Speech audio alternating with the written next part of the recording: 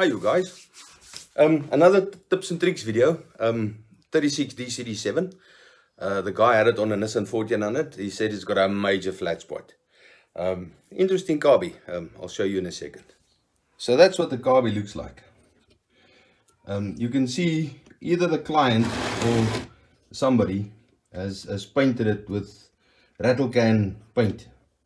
It's the second one that I've done that was done like this. I don't know why they do it. You know, I don't know if they want to make it look nice or if they want to hide something. You never know, because if you sell a carby like this on the internet or anyway, it's going to look fantastic, but you don't know what's going on inside. Anyway, we're going to open this up quickly. So as soon as I open it up, float level and everything looks the right height. I can see it let fuel in. It would have let fuel in. I'll open that up in a sec to see if there's anything in there, if there's any blockage or anything, but so far so good. Remember, whenever you strip a carby, have a tub ready to put all the screws and bolts in. I just want to see if the accelerator pump is working. So for that, I always put a bit of fuel in there. There we go.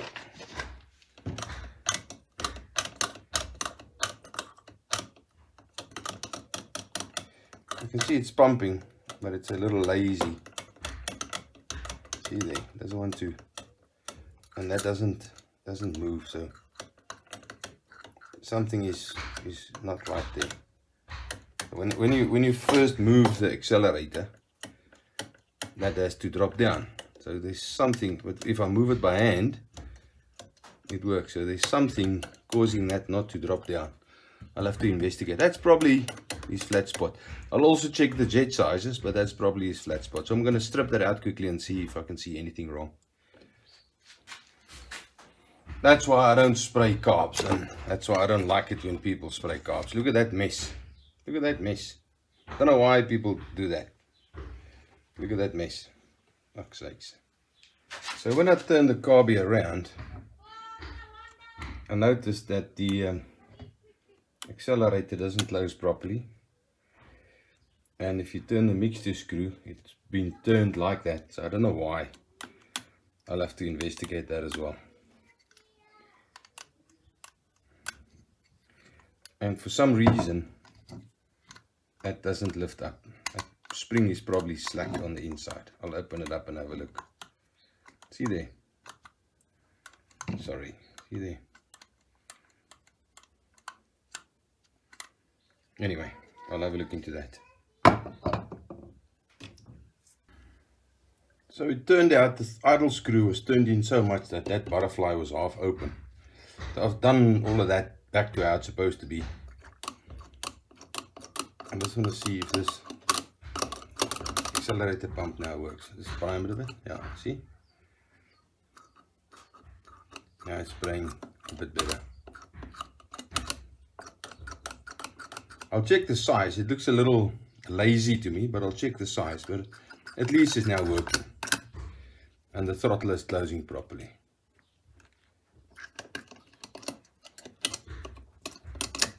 I'll need to check the main jets and air jets. But I think there's a problem with this idle circuit. Because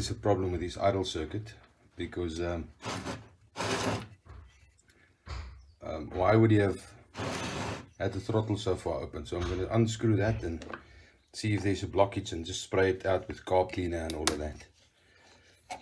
Now, to start off with, there's no gasket on there, and I'll check the size quickly, but I just want to spray all of that open, make sure it's open. Mixer screw is also screwed in all the way. I don't know why. I'll investigate that quickly. So when I cleaned this up with all the paint, I noticed that there was no starter plunger in there. So I'll just check the jet sizes, make sure that they're right for the Nissan 1400, and put everything together, but put an idle plunger in there and put it in my vehicle and start it up and see what it does. So someone at the bottom, the piece that's supposed to be in the bottom of the idle plunger, someone had that in the top for some odd reason. So I'll just put an idle plunger kit in there and put everything together.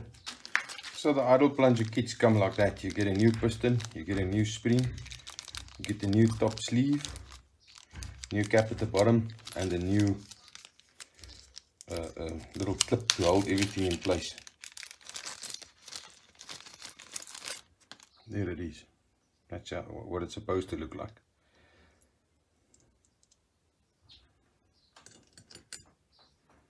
And that's how it's supposed to work.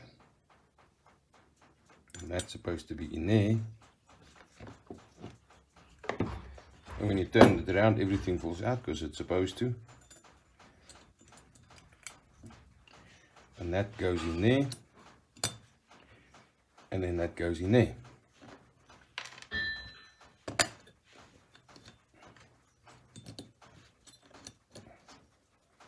Like that.